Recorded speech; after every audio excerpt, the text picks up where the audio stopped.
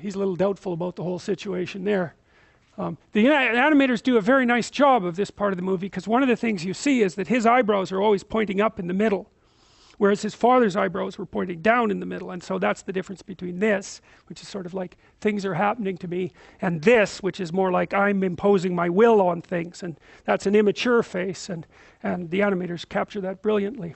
So here's where she shames him again. She tells him how much she liked him when he was little, and you know, a potential king, and how hurt she is that he's this useless, you know, wide-eyed, naive, impulsive, pleasure-seeking adolescent. And she tells him that she missed him, and God only knows why, because look at him again.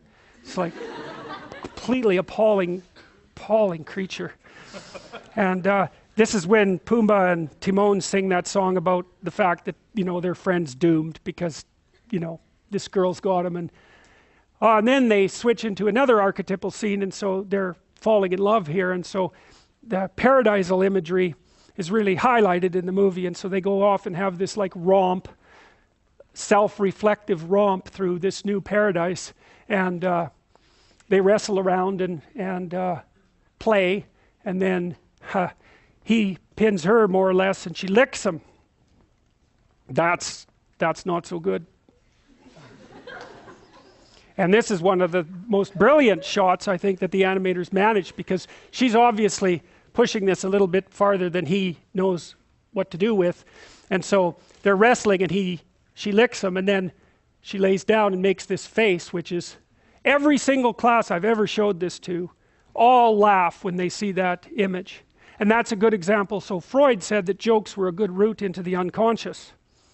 So the question is, and this is an archetypal facial expression, and everyone knows exactly what it means. There's something sexually seductive about it, something very sexually seductive about it, despite the fact that it's a lioness.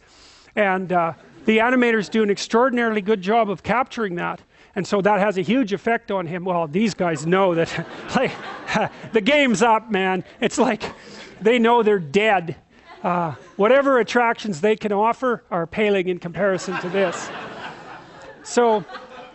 So anyways, things don't really progress past that, but you know, he gets a hint of her longing for him, what's waiting for him if he grows up, and the fact that she's completely disappointed in him because he's so completely useless.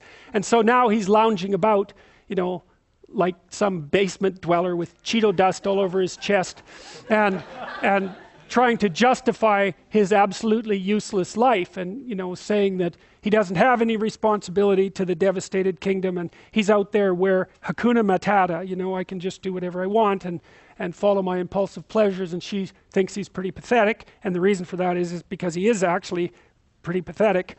And she tells him that, you know, she's extraordinarily disappointed, and he gets all pouty about it. I mean, even here you see when he's got kind of an aggressive look on his face, there's still nothing about it that's commanding. It's petulant, right? It's like, well, now I'm irritated, but he's got no force, and still completely appalling in this particular situation.